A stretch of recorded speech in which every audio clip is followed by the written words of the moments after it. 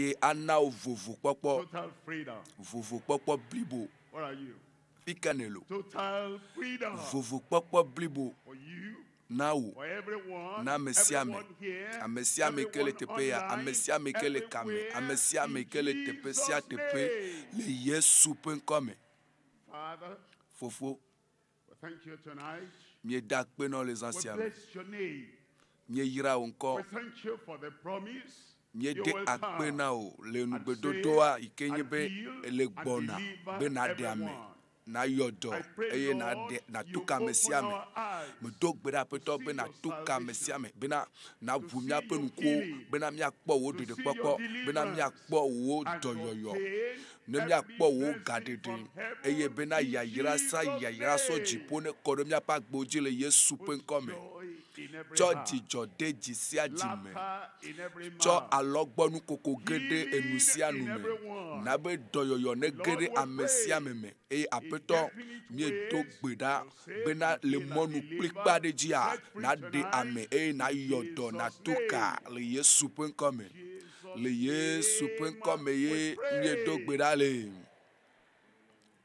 God bless you. You can sit down. Mawu ne yira mi miatema no anyifa. We come to Le fiensia an interesting story. mie va nutinya An tohere gbo. instructive story. Nutinya ike nu sosron An le me. imperishable story. A story of the Nutinya. word of God. Mawu pe nya pe nutinya. Instructive. Nu sosron le me. Interesting. Eye enye nutinya viviade nutinya ike And enuma this is yo. what happened Eye in the ministry avame of Christ. aleke ovame le Kristo pe Many do places wo when me. we read all these Esia yi stories ke mie hle nutinya kata. in the ministry of Christ, Le Kristo pe do iko we wo. might know the story. Latema in vame our be head. nye nya nutinya le mia pe Even tame. recall it from my Eye memory. gohan miatema le le tame asron What the aglofa. Lord has preserved. Voi The instruction there. nous The sommes Lord ike apeto has adirado. preserved the memorable Nuku do experience dinu there. pe nu metoto ike Many of apeto us adirado le do tepe not ma have. mia And dometo so, gedewa when I read the mesu story miasi tonight, ke e ma gle don't nu have the tinya le attitude. fiensia I know that. me ga kwebo I me saw nya nu that. tinya me o me kwe I can even preach that. o nyen tocha matema Was the glomo nya so story. kurenti It's go a story nu of tinya ye nye nu tinya total kom deliverance enye gadede through popo faith blibo in pe nu the tinya unlimited to Christ. hoseme hosi Christ, dodo le Kristo the ike sedo Savior. pe melesio Christ, Kristo ike nye the de la Redeemer. Kristo Christ, ike nye the life ame ike breaker. hol mi ple Christ, Kristo the ike nye emancipator, katula Kristo who ike came nana mi to set bobo us popo free. eva bena Unlimited.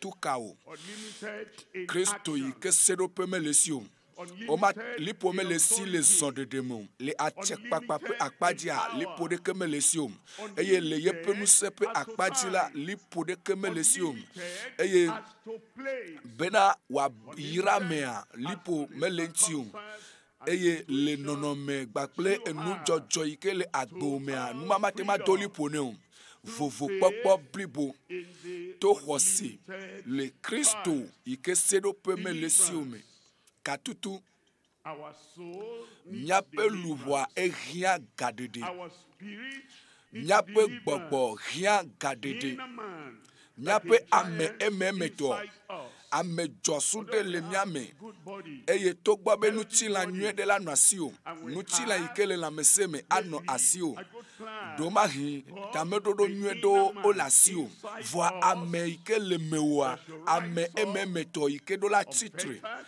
eye wa titre untied, eye wa unlimited, enuma ti kone o unhindered. eye That inner sedo man pe mano is nti o tied ame within. ememeto mala ele Even though we babla me have a good body, eye to gbo be the nuti la inner nue de le man miasi hala is ame impoverished. ememeto ayala And mevo the inner ele man bablate needs ame ememeto deliverance. ehia gadede Sometimes the body yado ya itself nuti la nto a is weak, egbojo worn out, decreasing in eye strength, nusede kemele and mo it's like eye ele cannot abe get up matema cho and ene do what it needs eye to matem do. awonu ike jebe wa Body wo having eyes that nuti cannot la see. ike The nukumele body sino having akponu ears that nuti cannot la hear. etomele The sibe body wa senu having feet nuti and la legs that cannot afomele walk. sibe na That watem body azon needs nuti la deliverance. mahia So, gadede luvo my soul, Lubonye. why Nukata. thou hast done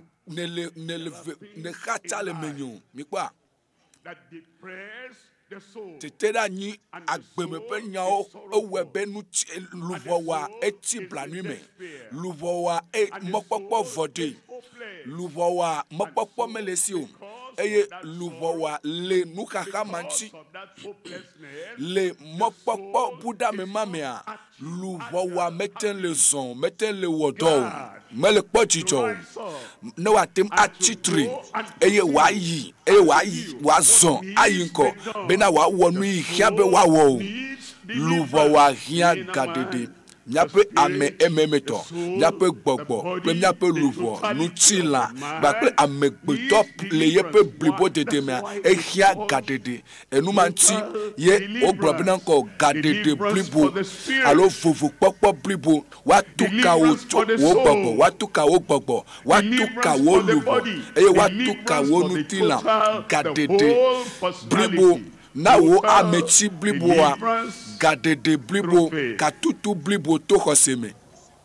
Human strength cannot give us amegbeto penusea matem anami gadede blibo to xɔse me suku dede enu yokata mi esron enu yokata mi nya enu mo pe de ke matem anami gadede blibo to xɔse me wa va me. Xɔse ke na do le Kristo dzi. Xɔse ke na do le Kristo ke seɖoƒe melesi o, liƒo melesi o. Eye le fiasia vovo kpɔkpɔ blibo va do vɔ. Mebe vovo kpɔkpɔ blibo va do na wo. Eva na wo ƒome. Eva na mesia me ke le teƒe ma. Vovo kpɔkpɔ blibo va do le Yesu ƒe ŋkɔme. To xɔse ike miedo le Kristo ike seɖoƒe mele ŋuti o. Mina miakpɔ nutinya le Marko ƒe agbalẽta mandre. Miaxlẽ tso kpekpe blaeve-atɔ̃.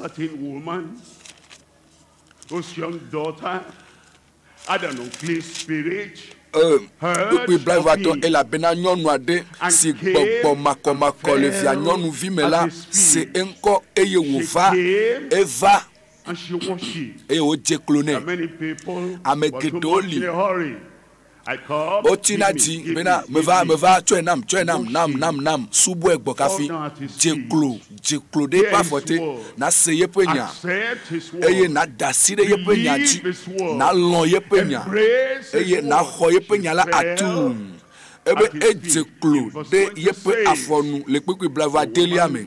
Ke nyɔnu la nye helatɔ trɔ̃subɔla si wodzi le Siro-Foenike eye wode kuku nɛ bena ede kuku na mekɔ ede kuku na Kristo ede kuku na Mawuvi la ede kuku na Emmanuel Mawu li kpli mi bena ede kuku nɛ bena ye ame ɖeka pɛ yi ke ko la te ma wɔ nu yi ke amegbetɔ ɖeke ma te awɔ bena Kristo de la miaƒe xɔ la bena wòanya gbɔgbɔ vɔ la adogoe tso via nyɔnuvi la me kpukui blaeve-adre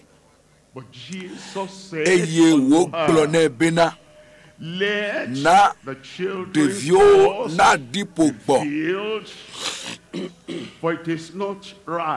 elabena menyo be mehiã o medze o medze o be woatsɔ ɖeviwo ƒe abolo aƒu gbe na avuviwo o medze o be woatsɔ ɖeviwo ƒe abolo eye woatsɔe aƒu gbe atsɔ abolo ma yi ke nye dɔyɔyɔ aboloe gaɖeɖea aboloe katutu kpɔkpɔa aboloe xɔxɔplea aboloe eye ɖoŋti ŋuɖoɖo na kuxia enye abolo woatsɔe eye woasɔ ƒu gbe na avuviwo menyo eya ta afi ma ye ame ɖewo ya yewo la kpɔ kaka ko ye woatrɔ adzo yi megbe dome le ɖoƒe ma ye ame ɖewoa woado dziku ne le do dziku ɖo Mawua leke latem axɔ nu yi dzim ne le o ne le bi dzi do Emmanuel Mawu li kpli mia ɖe aleke na wɔ akpɔ nu yi dzim ne le o at the great shepherd. Ne le do dzikudo ale kplɔla gãtɔ. Kplɔla yi ke sɔ yeƒe agbe sɔna sɔxɔmi ple. Aleke nawɔ akpɔ nukunu yi dzim ne le o. Ebe medze o, ebe mehiã o, be woatsɔ ɖeviwo ƒe abolo eye woatsɔe aƒu gbe na avuviwo o. Kpukpui blavevɔnyilia ke eya xɔ edzi gblɔ nɛ bena yo aƒetɔ. Megblɔ bena o aƒetɔ.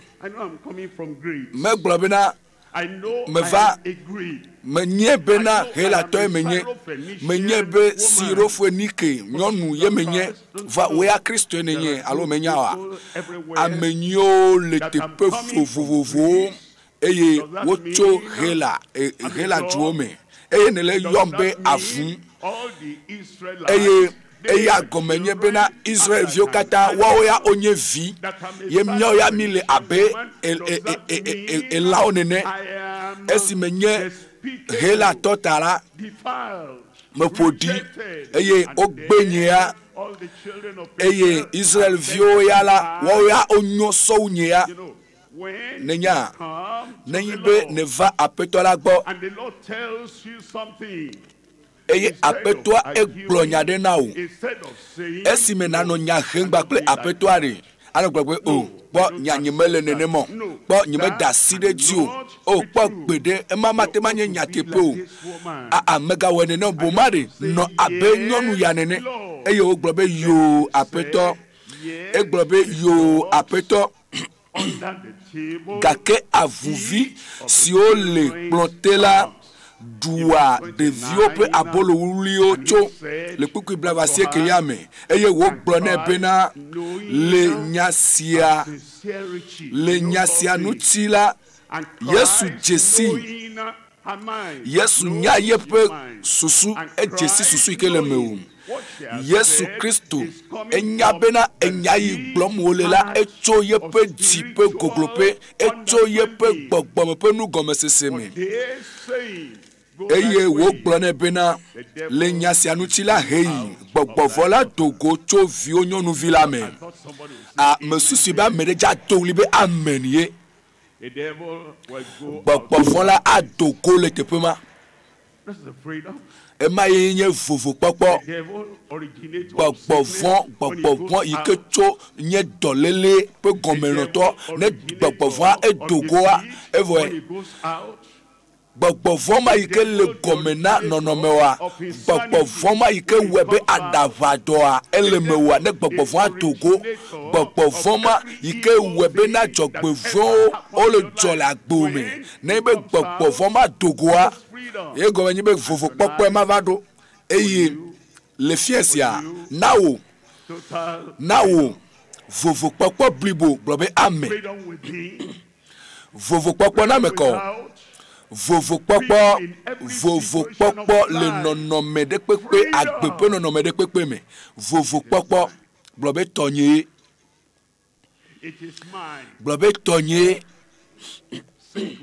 gblẽ kple xɔse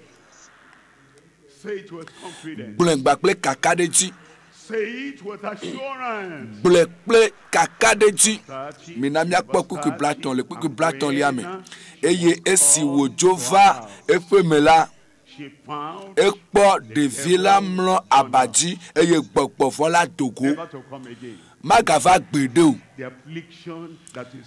dɔléle yi ke le dzi o ye Yesu da gbe le ŋuti o dɔléle ma yi ke Yesu da gbe le ŋuti wa ne dogoa magagbɔ kpɔ gbeɖe o eye yeƒe ɖevi la mlɔ abadzi eye gbɔgbɔvɔ la dogo emenye ŋutinya katutu blibo to xɔse to Kristo yi ke liƒo mele ŋuti o la ƒe dzixɔse me enu ame etɔ̃ emi la kpɔ gbɔgbɔ makɔmakɔ gbɔgbɔ makɔmakɔ ƒe dɔwɔgba kple woƒe ewɔ evelia ye nye subɔsubɔ that are not arrogant. Luvɔ yiwo me dzagla o, luvɔ yiwo me do ɖokui ɖe dzi o, luvɔ yiwo me nye dadala o, That are not self. luvɔ yi ke wo menye wo ŋutɔ ɖokui, woyɔ fun kple wo ŋutɔ ɖokui o. Christ Eye said, Kristo gblɔ bena it is not me. bena menyo It is not tried. be medze o. It is not Kristo appropriate gblɔ be numa medze be woatsɔ ɖeviwo ƒe abolo unto those. atsɔ na avuviwo o. Eye nyɔnu ya gblɔ be yoo aƒetɔ True. nyateƒe She was not proud. menye dadala o, She was not full of ego. meyɔ fun kple ye ŋutɔ ɖokui She o, was not arrogant. menye ame ɖokui do ɖe dzi la o. Megblɔ bena ɖe kpɔ gbeɖe Nobody ever said ame that ɖeke to megblɔ me nyama nam in kpɔ life. le agbenye me o. She said, Va egblɔ be ŋkɔ Lord, ebe yoo aƒetɔ, ebe aƒetɔ wo ya ne dze sim sɔ wu nye ŋutɔ ɖokui nye avu ye menye nyateƒe defiled, dipopo ame ƒoɖi nuvɔwɔla ye menye vɔ ame va Yesu nate ma le si na me, nate ma klɔ ŋutinye, nate ma ɖɔli dzɔdzɔme ma le menye, nate ma aɖe avu ƒe dzɔdzɔme ma ɖa eye nawɔm ne ma nye ame yi ke dze and the worship of on arrogance. ame yi ke dada luvɔ yi ke dada mele eme oa yeƒe nuƒoƒo kpakple yeƒe subɔsubɔ. Unlimited Savior. That Ɖoƒe authority tɔlia will work in your life tonight. yeƒe atsekpakpa la wɔ dɔ le agbo me le fia sia, Will work in your yeƒe life nusia tonight. awɔ dɔ le agbo me le fia sia, Lord eye himself, aƒetɔ la ŋutɔ in his authority, le yeƒe in the atsekpakpa me, great anointing le that yeƒe breaks amisisi yi every ke yoke ŋena kɔkutiwo katã, in your life. kɔkuti ɖe kpekpe le agbo mea, woŋe le zã sia me. All those messengers of Satan Satana ƒe ame dɔdɔ mawo katã yewo le dzi be yewoatsrɔ̃ agbe o, wanting to defile ye your wole life dzi be woaƒo ɖi agbe and o, wanting ye wole dzi to confirm bena your soul, your mind, woatsɔ heart, woatsaka luvɔ wo alo woasɔ luvɔ sɔ de fɔ bubu mavɔmavɔ me. evil one. Abosam gbɔgbɔvɔ ƒe asiawo la ɖe ɖa le agbo me tso fia sia dzi le Yesu ƒe ŋkɔ me. Let's look at number one. Mina míakpɔ nu gbãtɔa. Number one, Ɖoƒe gbãtɔ, the activities and the works of unclean spirits. gbɔgbɔ makɔmakɔ ƒe dɔwɔwɔwo. Chapter 7, Marko ta mandre verse 25. kpukui blaetɔ̃. For a certain woman Elabena nyɔnu aɖe whose daughter si gbɔgbɔ makɔmakɔ le via nyɔnuvi me la, had an unclean spirit. gbɔgbɔ makɔmakɔ le via me, Had an unclean gbɔgbɔ spirit. makɔmakɔ le nyɔnuvia me. That the unclean spirit Menyi bena ɖe by her side gbɔgbɔ makɔmakɔa ele yeƒe axadzi ye wòlo, possessed gbɔgbɔ makɔmakɔa ele eme, used. gbɔgbɔ makɔmakɔa enɔ zam, gbɔgbɔ makɔmakɔa ye kplɔe nɛ, gbɔgbɔ makɔmakɔa kpatsɛ ɖe dzi, gbɔgbɔ makɔmakɔa kpatsɛ ɖe dzi, at the activities eye of edɔka ye gbɔgbɔ makɔmakɔ ma ewɔ le nyɔnuvi abe agbe me o. language unclean. Yeƒe nuƒoƒoa eƒo ɖi, Language unclean. nuƒoƒo ƒoɖi, yeƒe ŋgblededea ƒoɖi, Unclean thoughts eye susu ƒoɖiƒoɖiwo ele eme, susu ƒoɖiƒoɖiwo menye gbɔgbɔ kɔkɔ ƒe dɔ ye wòlo, vɔa enye nukɔ gbɔgbɔ makɔmakɔ ƒe dɔwɔwɔ, tormenting her eye body. gbɔgbɔ makɔmakɔ mawo wola nɔ wɔ fu yeƒe ŋutilã, anɔ wɔ fu yeƒe dzi, menye be gbɔgbɔ kɔkɔ ƒe dɔwɔwɔe ma o, vɔa gbɔgbɔ makɔmakɔ ƒe dɔwɔwɔe ma, eye wola nɔ kplɔe sɔnɔ to ɖiƒoƒo ƒe mɔ dzi, ahasiwɔwɔ ƒe mɔ, makɔmakɔ matrewɔwɔ ema nye gbɔgbɔ makɔmakɔ ƒe dɔwɔna, menye be gbɔgbɔ kɔkɔ ƒe dɔwɔna ema o. Anɔ wɔ adã eye woasɔ nu agbã nuwo agble nuwo eye ele gble yeƒe agbe.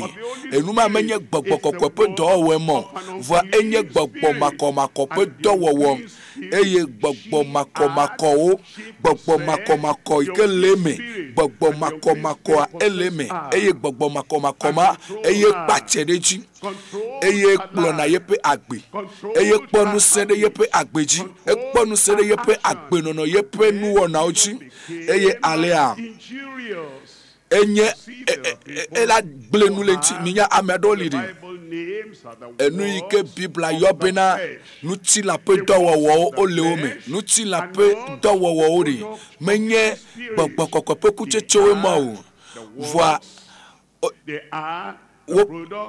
ye pe kucheche onye nu ko gbogbo makomako pe dowona ne wo susu me podi ne ejiwa podi ne enu podi nyachi podi o le docho nuome eye wo dodo yo ne wona gbakple nu kple dede yo kata le me o gbakple agbe wo pe tado pe ya e podi menye gbogbo kokko pe do na mo va enye gbogbo makomako pe do na eye you lean on the company that is unclean. Nelele Association le chaka gbakple nu makomako ne le gbevu makomako pe do me nuko enye nko gbogbo makomako pe do wo ne yibe esia ya ne yina agbale podi o rekle jona jina o nonome gbododo pe nonome tata opopo jona jina o nyɔnu yo la mama pe nɔnɔme ye efoto we Jonatina o ne yibe wo de ka ne le xɔme le teƒe ɖea enu ye ŋuti ne dena ŋgbletso enu yi ne wɔna le wo gbɔgbɔ me alo vovo pe eyiyiwo enu yiwo ne wɔna enye nu podi menyi be gbɔgbɔ kɔkɔe ye le nu ma wɔ mo voa enye gbɔgbɔ makɔmakɔ pe dɔwɔna eye azɔ ane va abe ale yi ke nyɔnu ma va eye ne gblɔ bena gbogbo makomako alo amegbeto pe nonome makomako alo gbogbo makomako onto enu gbogbo makomako onto ninye bena ne podi zigbozieve eye ne kwe ne esia yike enu makomako etutu na ene gatro yina ne kwe ne gatro kwe ne aga no kwe eye ema enyenu ko gbogbo makomako pe dona eye gbogbo makomako a e pache de ju ele jin ame gbogbo makomako ele ji subovi ele ji kluvi eye men zasi amea gbogbo makomakoma adasi onavu eye enumo kata gbogbo enu makomako agbe makomakoma o enu popo makomakoma o eye dope makomakoma o jojome ememe to podi ma apeto atuka o le fiensi ale Yesu penkome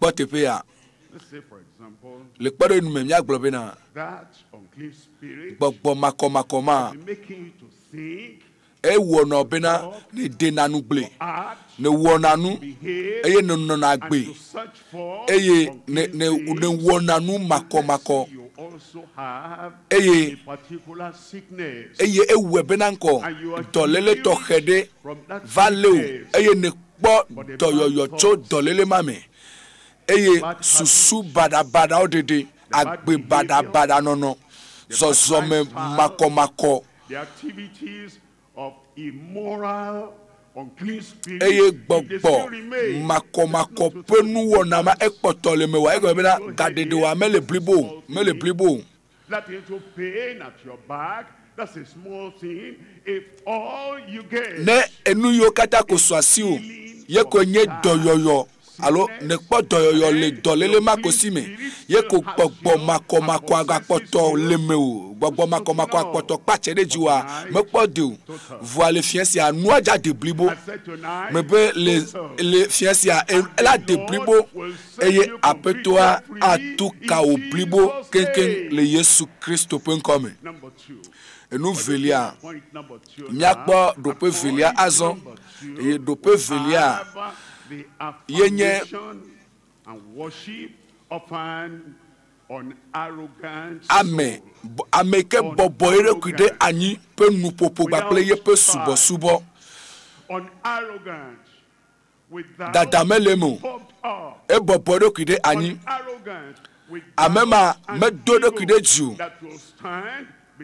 bena me demo bena nade na notede ye gbakple donti idimo le adomu abe ale ke ne va le fiasia jagbagba eye na se gome enu iglom Kristo le na se gome ne be ne se gome eye ne daside enu ke glom Kristo le ji gade de blibo aswasio doyo blibo avanao eye hohople blibo avanao le fiasia le Yesu pen come mina mi akpo Matteo tawi aton pupu bla yovaton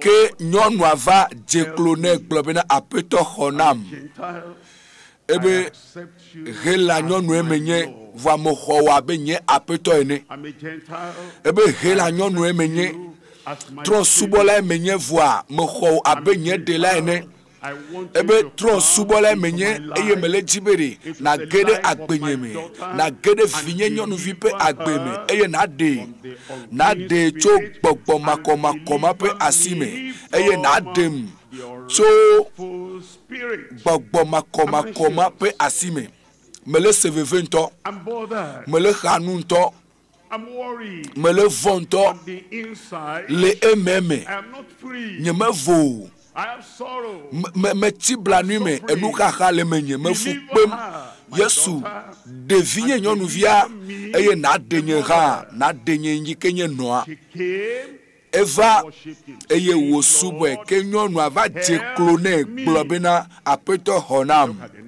mina miakpɔ kpukui ke kplɔe ɖoa eye wo do enu gblɔ ne bena egblɔ bena it is not me. Ome demo bena. It is not right. Be mejo. It is not appropriate. Me le tepo. To take. Bena wacho devio pe abolo. And cast apu bena avuvio o. Lord, what do you mean? Ebe apeto nyaka glom nelo. Are you talking to her? Denele nele glona nyonu ma de kapelo. Talking to me. Alo nele nyare glom na ncha to ya majia. Are you talking de to the rest of the world? Nele nu pomna amegbeto pomea o kata to nyonu ya dia avu. You remember the scriptures? Ne donku ngolokokwe oji. Ngolokokwe o glon li Johannes pe agbaleta wame. Pukui blave vo Andrea. My sheep hear my voice. Ebe nye ale o se anyegbe. And they follow me. Eye me jesio eye o di ayo nyeme. Me globe nye avu se anyegbe. Eye me jesio me ne ma oglo. Eyo jina yo nyema me ne ma oglo. Eno gbogbo be na ko avun ya o me le fiadupe amu o le fiadupe akoto bena avun de o menye apeto la to be avun la o ma nyi fiadupe adome o ebe nye ale o menye be nye avun o azoa le tepe ya Kristo ezana nuko vovovovo bena waso de Jesi ameyo menye alewa eglon le Matteo pe agbaleta blavevo aton miagle chokukui blaton voton eglon bena fialavado ebe efiala eye wocho aleo do yepen dusime ke echo gbon o ado yepen miame ebe nye aleo si anyegbe alewa onye eto ebe me jesio eye wo ji ayonyeme me gbobe na re egbon yo nye gbon o si anyegbe menene ma ogbon ebe avun ele nupom avun de enu ike o de a egba trodun avunde enu podi jonatine ebere demo ne devio ya na dipogba benade avun ya omele fiadupe ame o podo ki o egbe e ne be Kristo va gbo eye abe la demo ne bena ne gblonya tepe na wade de Kristo ayo ba vun a ne lɔna xeɖeɖewo, ne lɔna nukɔgbegblẽɖo, ne lɔna ɖiƒoƒo, eye megblɔ kpɔ gbe ɖe bena ɖe nye avuwo sia nye gbo, avuwo mesia yeƒe gbo, avuwo mesia nu o. Megblɔ kpɔ gbe ɖe bena nye gbɔwo sia nye gbe awo, egbɔwo menye tɔ o, eye ne dziaglã abe gbɔ ene, eye ne seto abe gbɔ ene, ye wo ŋutɔ ɖokuiwo ƒe lɔlɔnu ne wɔna abe gbɔtɔ ene. Egbɔwo ya la womele fiaɖuƒea me o. Wotutuwo sɔ da ɖe emia kpa dzi, eye wòagblɔ na wo bena mite ɖa le gbɔnye. Tete fia la gblɔ na ame siwo le yeƒe ɖusi me. Ela gblɔ be mite ɖa le gbɔnye mi nu madzɔmadzɔwɔlawo, elabena mi menye nye alẽha o. Aƒetɔa enɔ nu ƒom na sɔleme ƒuƒlu delawo le Mato ƒe agbalẽ ta 21 me. Eye sɔ ye dzia egblɔ nɔ bena ŋkɔ, egblɔ nɔ le kpukpui 30 Mateo ta 20 kpukpui 30 ebe dawo fliwo ƒe dzidzimewo. Ele gblɔ bena ŋkɔ, ele gblɔ be nye alẽwo sia nye gbe, eye fifia ele gblɔ fifi bena ɖe edawo ya womele fiaɖuƒea me o ɖe. Eyɔ amegbetɔwo, ŋutsuwo kple nyɔnuwo, ɖekakpuiwo kple ɖetugbuiwo, ele yɔ gba kple nukɔ bubu ebe avuwo, eyɔ be gbɔ̃wo, eyɔ be dawo, efliwo ƒe dzɔdzɔme, eye ne le lé ŋku ɖe Mawu ƒe nya ŋutia, nado dzesi bena ŋkɔ amewo, ame yiwo le go keme dzi, eye nenyi be nalɔ ada asi ɖe dzi abe aleke nyɔnu ya da asi ɖe dzi. Bena ɖe egblɔ be menye avu, aƒetɔ nyateƒe avu menye trɔ nye nɔnɔme. De egblɔ bena ɖe menye gbɔ̃ dziaglã, aƒetɔ gbɔ̃ menye trɔ nye agbe. De wogblɔ bena ɖe menye efli eda ƒe nɔnɔme, eye mele yi sagasaga, eye amewo menya dzɔdzɔme ʋaʋãtɔ ke le menyo, aƒetɔ nyateƒe trɔ nye nɔnɔme. Eye le Biblia mea, aƒetɔa etsɔ xexleme ame ƒoɖiƒoɖiwo ƒe xexleme, woƒe nɔnɔmetata ame madzemadzewo, eye egblɔ bena wo dometɔ ɖeka. The batch is neither for the day nor for the night. The batch, B-A-T, menye ezãtɔlo alo menye nukeketɔ, menye elã yi ke zɔna alo zrona, mele afi alo nenema nelia. Eye aƒetɔa megblɔ kpɔ bena ɖe elãmawo wosena yeƒe gbe awo, ame mawo womele teƒe ɖe o, womakpɔ le afi alo makpɔ le afi mɔ, ame yiwo womete nɔna te dzɔdzɔe ɖe o, eye dzimeƒu alo womete lina ke anɔ agbe dzɔdzɔe o, eye wowɔna abe nɔɖo Roma, wonɔna agbe abe Romatɔ nene, nɔvɛ ɖo Babilɔna, wowɔna nu abe aleke Babilontɔ wɔnɔ ne. Aƒetɔa megblɔ kpɔ bena ɖe nye agamawo sia nye gbe o. Esɔ nɔnɔmetata eye enu yiwo katã ƒoxlẽa, esɔ yeƒe nɔ wole abe agama ene, no ge ɖe teƒe ɖea kɔla yi ke le teƒe ma yiwo sɔna, megblɔ kpɔ bena agama nyewo nye tɔnye awo, ebe nye alẽwo sia nye gbe. Ame aɖewo li ɖe matem agblɔ kpɔ gbe ɖe kom, fikatɔwo ŋutɔ kom yewo nyo. No ge ɖe gbevu fiafitɔwo domea, wonɔna afi ma wovona, eye nenyi be woge ɖe alakpatɔwo dome la, wovona le teƒe ma, eye nenyi be woge ɖe ahasiwɔlawo kple trɔ̃subɔlawo domea, wovona ƒe, wonye agamawo, eye aƒetɔa megblɔ kpɔ gbe ɖe bena ɖe nye agamawo sia nye gbe o, eye me dzesiwo, eye wokplɔna yi ɖo alo dzena yonye mea, megblɔ nenema kpɔ gbe ɖe o, ebe alẽwo ye, eye alẽa ele bena bia ɖokuiwo si. Aƒetɔa edo dzesi nyɔnu ya, eye ele yɔ nyɔnua bena ŋkɔ avu, eye egakpɔ ame bubua eyɔ ya be egbɔ, eye apeto agava kpɔ ame bubu eyoya be edan eye ame bubu la eva yoya be nanko beya enye agama mikpa ame adolia wope agbe enye ele abena ele abe eklo klope agbene eye nebe neyide nubabla kokwame ela makomako pe nono pe nko ole tepema eye eklo onye ela makomako apeto amegblobena nye eklo ike be onyo be wadonu de onchi bena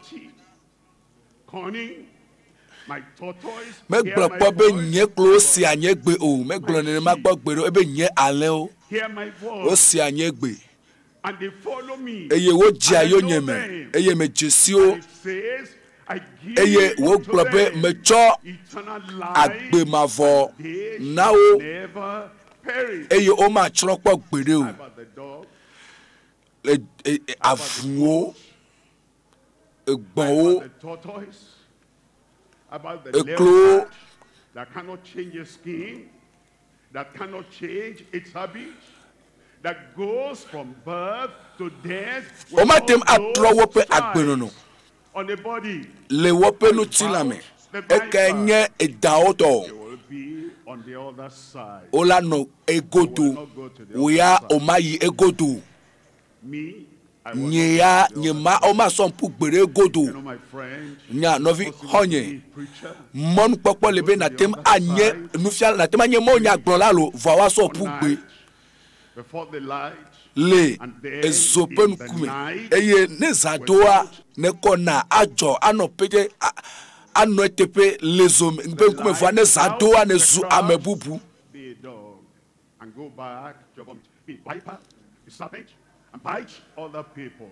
Be tortoise and ano abe eklone apodi gohana tem anye maunya glola eye ne kpo amemo kata will not get amera pomevi mo kata ma gede sarupe ame o 22 verse 15. Revelation chapter 22. Nyade de fia tabla evovi buku wi aton lia ke afuo ple afakalao ple matriolao afuo edanwo egbonwo klo dawo and the unclean bakle la makomakomao ole abe afuene afakalao ple matriolao ple hondolao ple tronsubolao bakle amesiame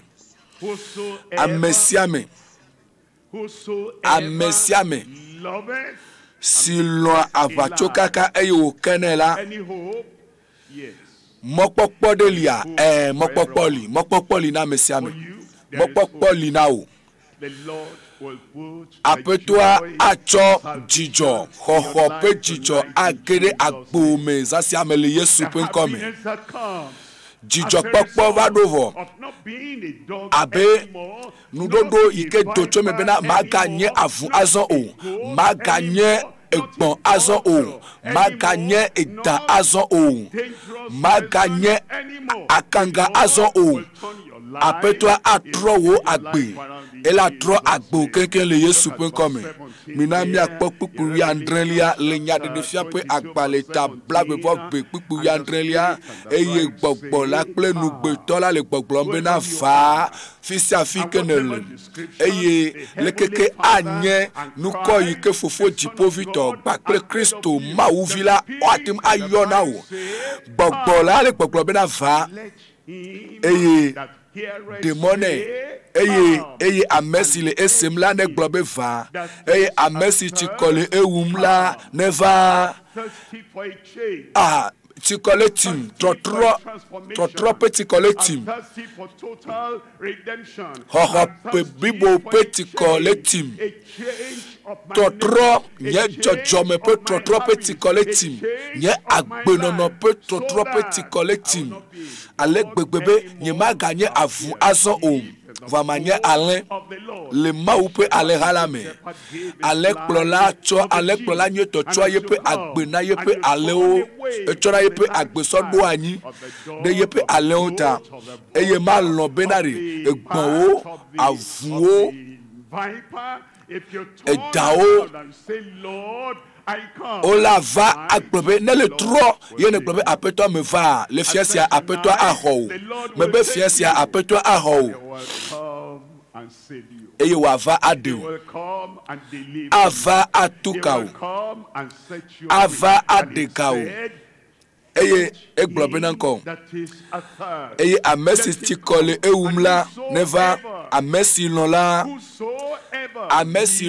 amesi lon ne ko agbeti la no fa ne ko no fa agbeti nyonuma eva enye hela nyonu enye siro fenike pe nyonu eva abe avuene voa ejoa esi ojoyi na ejo gbakple xɔse enye nyɔnu xɔse to kafijo xɔ Yesu Kristo jisi eye na so agbo so de Yesu Kristo te eye na subwe esubwe eyo gbobe apeto yo nyatepe eye abe ale neva apeto agbo egbe eye nele gble ne glo ne ko maupenya sokude nous vola nous vodiwola onchi eye nele gbe awo nyema enyepe nyagbomole agbenye pe nyagbomole me tro jime me tro eye me cho do kunye so na o Yesu trotro agere agbome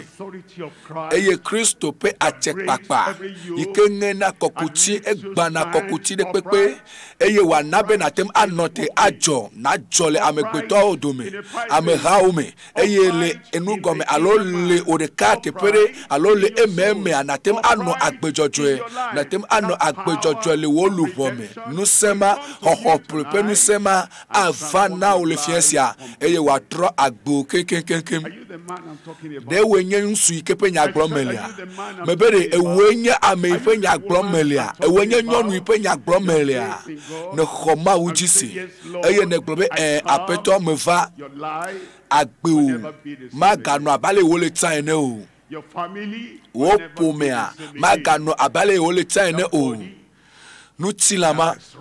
nutilama yike vivese dide monu eye nele nonome de gademe troja va ava eye wa yodo ava eye wa degao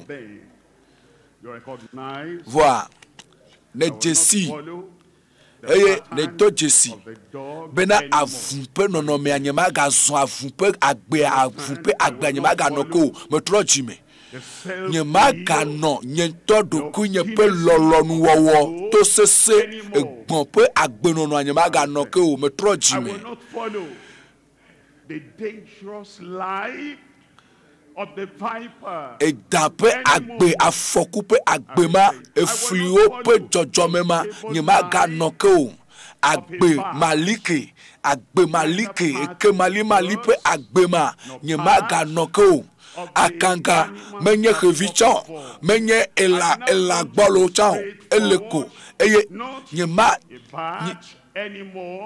nyema ga no agbe make o va metro jime apetoa atro wo agbe apetoa adeu eye apetoa atro agbe kenkenkenken eye wa tro ye nazu ale eye nakplo ale kplo lado ale anatem asogbe agbobena Yesu enye delanye Yesu enye nye khola apetola nye kplo lanye eye alea nyema nadekema hiam o enunyo avame le agbome le Yesu penkome amen amen Point number 3. do peton lia azon the authority and the wonders Papa Savior. Bakple The Savior. de là il que c'est le premier lesio yepe amlima ople yepe achek papa. He says, Ede na me cho nouveau me. Ede na me cho dolele me. Ede na me cho bagbo mako mako. Nous c'est les sibena wa de wo luvo. Nous c'est les sibena wa tro wo agbe. Nous c'est les si bena de wa so jojo me ye so deme o agbe nono ye deme o. Nyame chocho ye deme o. Ejo ye de agede luvo me. Eye na son ato emo jojo emo nyeto aji. De la yike ntete le sibena wa yodo. Ntete le sibena wa tuka o wa na o gade de blibo. Fiensi atowe. Globe fiensi a fienye. Ava menao. Marco tamandre. Pukpu blave vo asieke. Eye wo glone bena. Ebe enyasi ne glota. Esine lon. Le dasire nu me glonjita ene globe yo apeto. Ebe eye wo glone bena le nyasi anu tila ela bena me titre den tinyo. Ne lon. Eye ne dasire ji ne globe yo apeto. Obe le eye wo glone bena le nyasi anu tila menye dadan la o. Menye amento do kwito tila o. Menye amedo kwito de tila o. Me yo fun ple wo nto do ki o. Me yo fun ple déclami de do. Va ne globe yo apeto. Eye apeto globe le nyasi anu tila. Hey, Bogbo la Togo le vieux nyonu vilame. Ebe me nya Bogbo Togo le wopo meme. Bogbo me nya Togo le wonu tiname.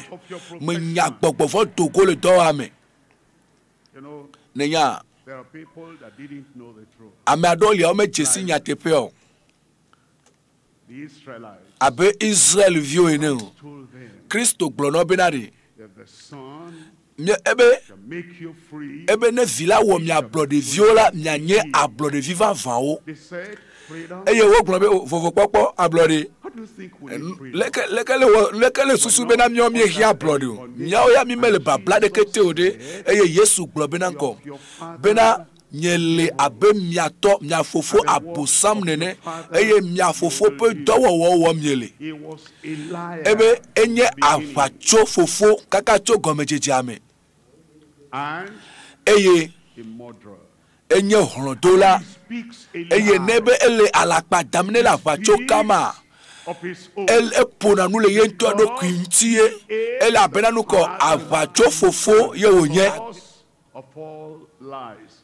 They didn't know that. Omenye They didn't accept that. ome dasire jo. They didn't do like this. Ome wo abenyonu ya aleke nyonu ya wa ome wo nene mo. Yo wa klobe yo apeto nene me menye. Voa nyonu ya elon. Eye le gapopo keme wo lon a. Ma wu penu se to dowo le yepe agbeme. Le yepe pomeme.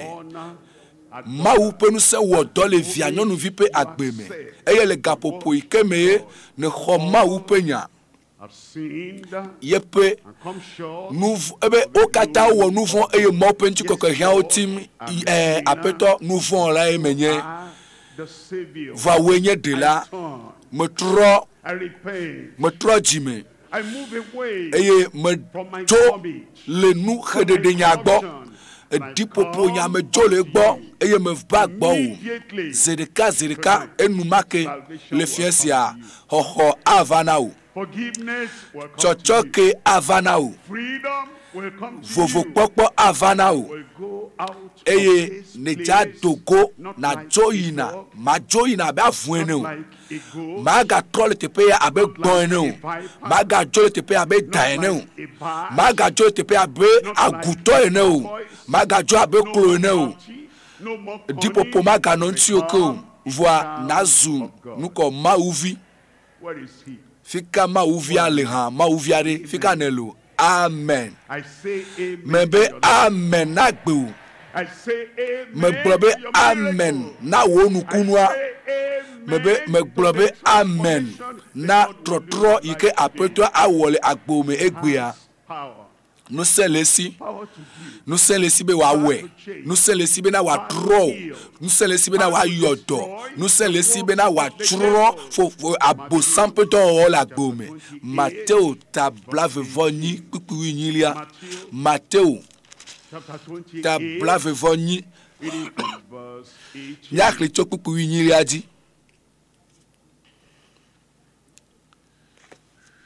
Jesus came and spake unto them, saying, Eye Yesu teva wo gbo ponu na wo globena wo cho nu son kata nu senene ma me bele fie ya nu senene o so na Yesu me bele tawa nu senene o so na Yesu be wa yodo wo doliliare nu senene yo so no nu sen kata be na tete da nyide pepe la gbo me wa de ole me nu senene yo so no nu sen kata be na wa nge kokuti wa gba kokuti yo kata la gbo me nu senene o so no nu sen kata nous sommes sur le dipo ple anyigba dila de asinam le anyigba blibo kataji le kekea katame le tepesia tepe nous sommes ike trona amepe akpe nous sommes ike trona nonomewo nous sommes ike yona dodono ike tuna kame yo tere anya nous sommes ele tepeya le sayame le fienya ela bena Kristo a serope na de kemeke na mono te pesia te pekenelia adegbo ava e wa de o eye emegbe ava e wa yodona o Yesu ava ayodo ogun be amen Yesu ava e wa dega ogun be amen we zon kaka kere ma o pe fiarope la me ela bena ne tro agbe yike meje apeto anu ne trole agbe mayome eye ne va apeto agbe ne yebe apeto nye ple de lanye ebe amesiame yike ayo apeto apenko les anciens les fiensia wadi wa tukai e wa nega de le Yesu penkome fika nuchu ade nyonu ade mekaye pe agbemeye Kristo pe nusia ado Jesu eye wa kere pe agbeme nusia ava gbo le tepema eye wa de o eye wa yodo na o eye wa de gana o amen Amen for you. amen na o Amen for your miracle. amen na o nukunwa Amen for your salvation. amen na o hoho This is your day. es egbenye wo nukeke egbenye wo gapopo eye ava me fifila mia bobota eye mia nku and you're coming eye in neva all sincerity. bakple mauvais vidodo nyatepe toto eye ne globe apeto me dasire nyawaji Yesu me dasire nyawaji nyatepe avue me kenye sa ebai sala me kenye fiafito sala me kenye ame podi nutu podi nyonu podi me nyeta va me va Yesu me ho abe nyento de la nyene bakple nye apeto Yesu nya yo kata ne gloton ti nya tepeye ele tepe azo me va bobota eye na mianuku we magbona eye ne va eye ne nyebe egbe ye nye wonu keke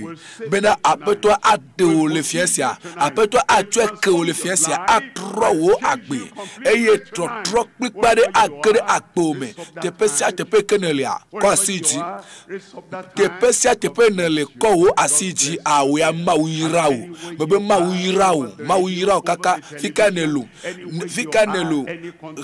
radio gbanele nele nyasema educamenelo, ficanelo, apomenelea, avumenelea, asiamenelea, nele jibe totroma negere agbome, ne jibe totrone negere agbome ko asioiji, achoe, e ne ko asia ijivu a chitri, ficanelo, chitri, apeto ale kpo, le tepe kenele, e apeto ale la kpo, ele note kpo. Where are you now? Ficanelo. fikanelu apemea fikanelu le titina le megbe domeda le nkoya afisi afike ne kpodo kiole apetwa aklonutiu apetwa alechina na futiti usno apetwa atro wononome afumpe nonome ma afuoma yide fiarupe amolo afuoma yide fiarupe lamo egbon ma gede fiarupe lamo edawo efliwo pe jojome efliwo ne le nu fodi wom le nu gome ajamenu wola ma gere ma ofiarupe lamo aguto omenye omele odomecho omele egbon revi odomecho awo omele afio odomecho avuto aguto o ma yide fiarupe lamo agamao o ma yide fiarupe lamo afisi afiko odwa ovona odwa mewata odoma owonata odwa menyo odoma amepodi odoma oponadi odwa lakpa dara odoma odana lakpa amemo togbo ma yide fiadopelamo alakpa dalao ameblelao o ma yide fiadopelamo o gake ame yova eyo gbobe apeto meso agbenyi amekekele nukuome Yesu letinam apeto klontinye tronye agbe no glone no to gbeda no vi don to gbeda glene le tepe kenele awe na pipi de ne kwasijia de ne chitria de ne kwe benadi agbewa nenya apetwa ele yo le fiasia we zirika mejibe ma to gbeda le tawo eye apetwa akoko to tepe ne nota eye wako aso dado jojome yeye mame apetwa akko aso dado ye pe fiarupe la me ko asia iji ga droko asia iji le tepe kene chitrele fofo le Yesu pen come nye da pena o ela bena amesiame bakple divanfa ye wa yo apeto Yesu pen kora akpodede eye ameyo kata yi kope asiji le kaka pe ameda le tepe vovo mao le ope apome le radio agbo le télévision le phone adi eyo ko asiji oglombe apeto me va be sikole team vovo popo blibo pe sikole team yo le glombe apeto wo de popo pe sikole team yo le glombe apeto wo chocho ke pe sikole team apeto deo le wo nyalanu le Yesu pen come na trowo pa gbo kekekem eye na trowo cho te pe ke o le cha eye na wo ne wa nye ale o le ale halame le mau fiarupelame na so jojome ye so te wo pe jime ale bera en agbe wo no na sa enu podi ko wo na sala o ma ga weke o eye na nabe wo amenu veve na do wo pe jiome eye wa no agbe yeye apeto do pe kokoyati le wo pe jiome le wo pe agbo me le Yesu pen come akpena wapeto le dontilata le Yesu pen come mie to gbedale ma une yirao will come and lead us in this time of counseling, and then I'll be back. Ma une yirao megatrok bona eye ma to gbedale tawo. Amen. Please, our counselors as usual move into the crowd and start filling the form. Let no counselor struggle with anyone. Allow them, if they can fill the slip by themselves, let them do so. If the person knows how to write, let him or her write.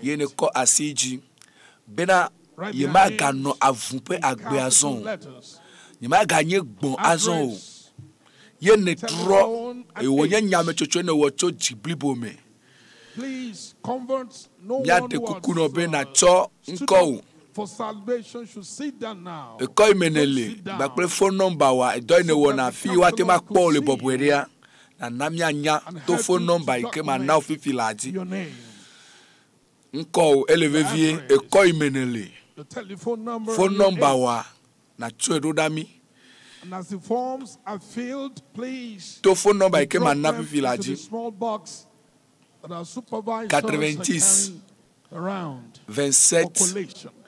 34 Nobody's going home now. 87 Anybody going home now, you are cheating maga tro yu yourself. 90 For he has come to 27 save us. 34 Now he's coming 87 to heal us. He's Allô, coming 99 to bless us. 99 So que wait behind, 36 carry and get the full package 75 of the blessings of God. 99 Salvation, healing, 99 deliverance, 36 all other 75 blessings that will make a package. avuo meja yide ma o fiarupela mo egbon o me po go me ma o fiarupela mo Let's be fast. ne wo nya me chocho nyeto be so fie adia ye ma ganya vu ye ma ganyi gbon ye ma ganyi da flip jojo me ma ga no po me la po me mo do mo vo na nyenko ale ebe nye ale o si anye gbe e ne wo chacha nyeto ma ne kwasi oji apetola Paul te pe kene no ka fi wo gbedodo da ya ese wo gbedodo da tro wo no no me That's how you two will get home safely tonight. elebe na gede ale hala do me elebe na gede na zogba ple ale bubu ko le apeto ayo me vo na gede hama me antie mi le do mi le na mi phone number si apena na tem a asonu ko pe ko imenele adoda mi ne mi atema nya nyatema de gbo ye pepere nu ike mi atema ga sok na wa mi apere ntiu yata maga tro na phone number si ake Click the link. 99 To a page encore where you 99 fill in your particulars. 36 75 alors blacier que voici Find the que phone number, you can send et SMS nagango to blacier that que number. voici que ake It will get to us. blat on va de blandre voiton Online audience, don't yema hide your mega salvation. pojo mega pochi radio mega pojo radio Your agbo own potona pima information by clicking ela that bena link le that maji takes ji you me to mo the pa me page aga trova e wa do where gbe da le you can miata fill your own information. Very important. All we are doing now is to establish a continuous sofo na jirika na ngron ko wa na tuedo dami relationship chonko wa with you, doda so we can follow you up and afinele help you more. phone number wa na And as tuedo for da feeling that, our Father in the Lord eh nele has west a over special gift no vi for kede you, gbedodo da me a book vovo and a popo tract. blibo The booklet is vovo printed popo for blibo you, and the tract also mo is pa me free a of charge. eglo pipila le For all ma o pe nyame conference. bena atema va me bena agbe Get your avun own. pa gbono Free. na we bena dolele de ba kere me o e ne bene As the po salvation doyoyo cho came to you dolele free, asime so the ye books agbe also bada come to avun you pe free. jojo ma me dogole me o wa ebe me po le blibo enu ile blibo ye Kristo ja so na o Please, let's le start fiesia rounding enu up ile now. blibo doyoyo blibo me afafon e ata gede No gbedodo one is me going home. eye na no All of Mau us are in yom there. Stay where you are. to gbedodo ra xɔse pe All gbedodo of ra us me under the tree far towards the gate. Stay where you are. xɔse pe gbedodo ra nyɔnu yava Get exɔ the etɔ blessings, get the full package. eke nyɔnu yava Yesu gbɔa Wait for exɔ etɔ all the gome testimonies. o can So the apetɔ Lord Yesu God ado ye pe asi ɖo ɖa o ye pa alɔ me to ɖe me o lo confirmation. ye pa alɔ me to ɖe me be ma xɔ na me o ado ye pe asi ɖo ɖa o Don't eye keep ne your lɔ eye ne sleep. da asi ɖe dzi ne be yo Yesu yo apetɔ nyateƒe ye ne gblɔ eye ne gblɔ be apetɔ nyateƒe ne gblɔ ebe na le nya sia ta le nya yi ne gblɔ yi ke ne lɔ be eyo nyateƒe apetɔ le gblɔ ta la Just ask for the Ebe hei. address and telephone number and be make gbɔgbɔ va extra do space. go le viwa me eye nyateƒea gbɔgbɔ va do go We are not preaching. ne lɔ ne da asi ɖe dzi ne vɔ be yo apetɔ nyateƒe avue me nye ye apetɔ atrɔ avu pe nɔnɔme ma etrɔ gbɔ pe nɔnɔme ma na o vɔ fifia edza sɔ blibo ike nu ike la kpe wa de The link blibo na wa takes you atsɔe to na a o page where you atsɔe can na o fill in dɔyɔyɔ your ayi name, tim ne lea address, ayɔtɔ o telephone number, and email ayɔtɔ yata address. to gbe ɖa ne nɔ gbedodo ɖa me There's also a Xɔ telephone Mawu number dzi you se. can send SMS xɔ Mawu dzi se through. o ya to ato vovo le premier me to ato vovo ela bena ne jesi apeto Yesu ela bena ne twa gbone ne ho Yesu ji se ta to ya ato vovo le do me o ya to ato vovo to gbera apeto atro wo no chinya atro akpata wo penya Yesu asra opo anya popo forma Togo le no chilo me popo forma fu wo mo zado makpalo adon popo forma ikele nyama apeto anye Togo ela bena yepenu se adegbo le tepe kenele afinele ela bena le do xɔse jita elle ne do xɔse jita ma nanu nakpo ame do ndenti ame nanu kpene ene do jida apeto anchi ma nanu la kpe o anya popo forma Togo le viwa me popo ma ike gede de via me ye de via chacham ko yi to gbera Yesu anya popo forma Togo le me to gbera no vi no gbe to tora me no gbe to tora me no gbe tom dan to le la fe me dan no gbe tom da dasi agbama onchi dasi jodo pepe nyama so yi ya vevere eye na to gbera enu ma vo pe na de agera gbo me e ata dasile enu ma onchi gbo eye na po gbe na to da to gbera to no gbe to tora me fofo popo blibo Yesu we na fofo popo blibo na be ponye me na po fofo popo blibo Katutu blibo gadede blibo to gbera no bi no gbe to tora me no to gbera. Supervisors at the center here, can you wave if you're finished? If no one is still writing their name or getting the information. Maupa me agbona eja trova zarea o jine jeme Yesu ja fa kora o far at the back there to gbera no to gbera yema no dora no vi no dora Michael agbo me abeba blade nia we blame Yesu chokada la gbenye me chokaya jo ne le donne klibo akpare Katutu Yesu wona nyama Yesu amen. Those who are expecting something will say yema yes mebe amen le mokpo na na mebe amen mega poto na mega na nyo chiti azon na do jana nukunu mebe amen. Amen.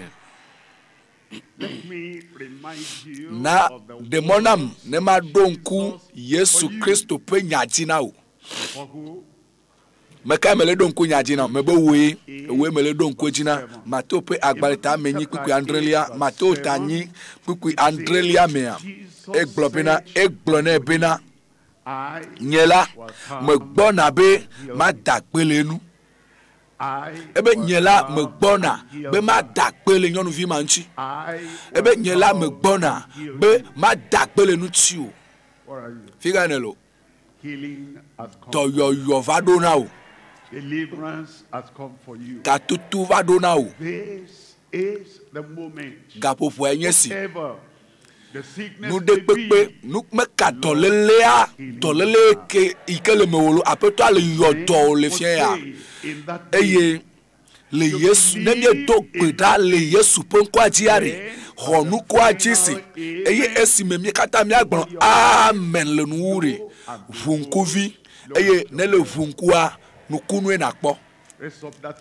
ko asima iji eye na sovelia adodo ki oji He will come.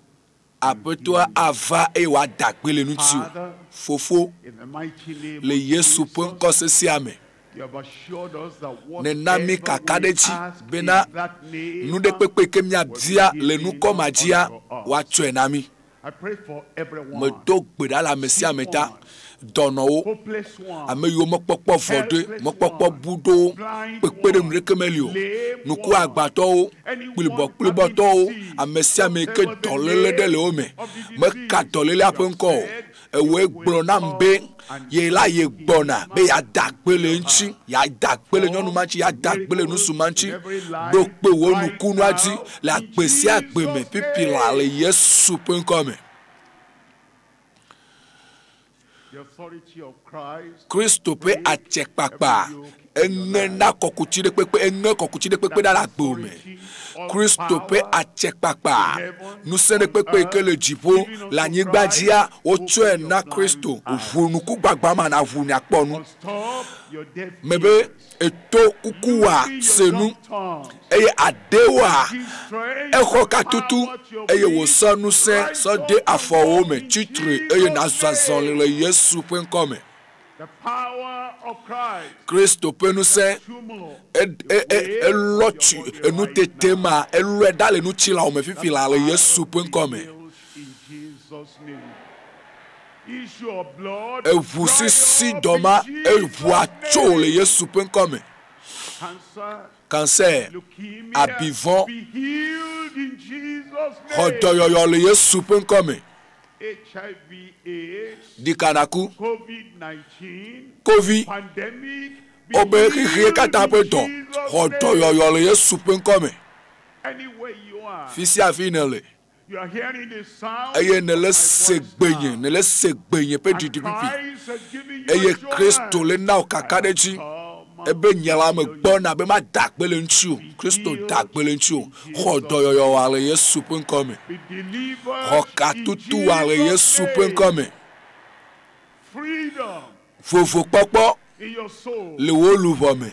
Freedom Vovo popo in your inner man. le wo ame eme to ame. Vovo popo In your body. le wo nu tila me. Total Vovo freedom popo for you. blibo na wo.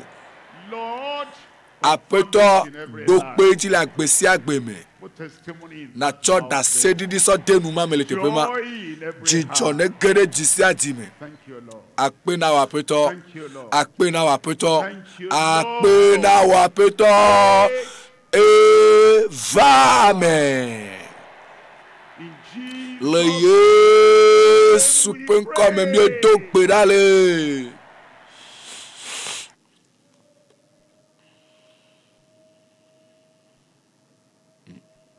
Put your hands together. Put your hands Wasikpe, together. For wasikpe, Jesus. wasikpe na Yesu.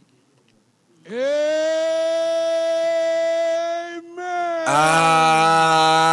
Amen. Let your amen be long and loud to confirm your miracle. Mebede amenua ne deji ne wa jiji lobo ne na so dokpe nukunu waji. Amen. Now check your body. Azo do onu ti la po. Do do ki opo. Do do ki opo finelede. Do do ki opo. Do do ki opo. Do ki do do pa nye xɔse pa fodede. Do do ki opo nade jo la gbo me pipi. Eye ne le pe kwa. Mi jibe nya po jijo pere nti o. Na so da sedidi wa doda. Tue doda to phone ji WhatsApp ji. As we rejoice together now, as we sing Nyacha together mya now, kpo jijo pere and as nti we o. praise God together Do now, do ki opo no bi do do ki opo. is Do do ki opo. confirmed in Do do ki Jesus' opo. name. Apetola dagbele nti o. Everything Eyodo. the man of God said Nu yo kata is ma come o to pe pass. ame agbloa. Eva me. Everything yesterday, Eyo kata wo glon eto eyo vu sisi do eto iva ya mi khoda sedidi chova ile kamebeda amede vu sisi do no entia evu sisi do enu cho dodu ki opo dodu ki opo dodu ki opo nenu ku egba na osa vunku eye na ponu aso na ibeta sala na body vlafo na titre eye na zon dodu ki opo donu kuvi akpo do akpo yema mawo ne yirawo we ke do ko don popo ma mawo ne yirawo mawo ne to ma wa do pe jina wo ne do pe enu imete wona so awe we eye na ponu ya peto awo na o yele pe kwa sota siri aroda phone number e ma ko metro blasie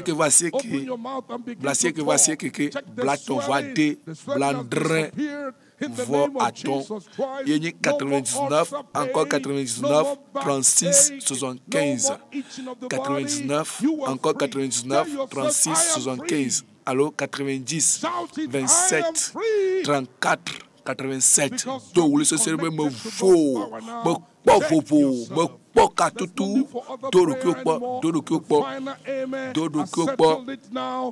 di kanakuya apeto ayodo dolole de pepe. Are they coming out from there? Put your hands together. Put your hands together. So that CDD wadoda who are checking themselves and ready to come out and glorify the name of the Lord.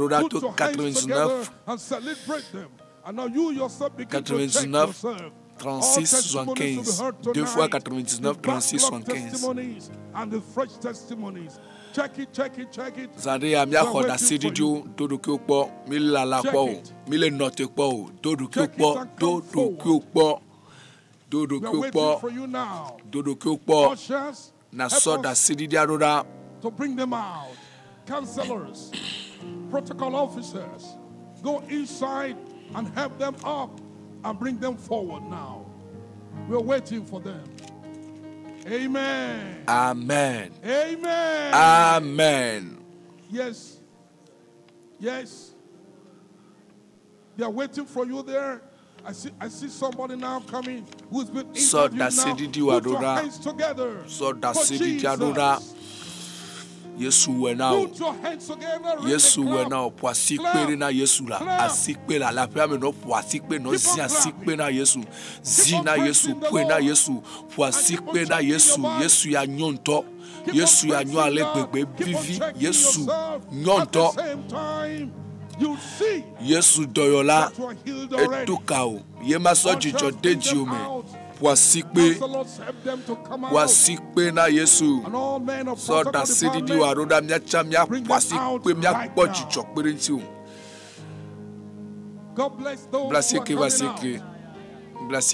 que blaton va den blandre vaton alors blasier que blavevo andré blaton vonne bla niveau André modo jijo povo yema modo pochivo yema tenu ma wolo pa gbe me e la pena azon amema na tema senu azon na tema ponu azon to lele ajo enu tete ajo tension vous comme tout peut doit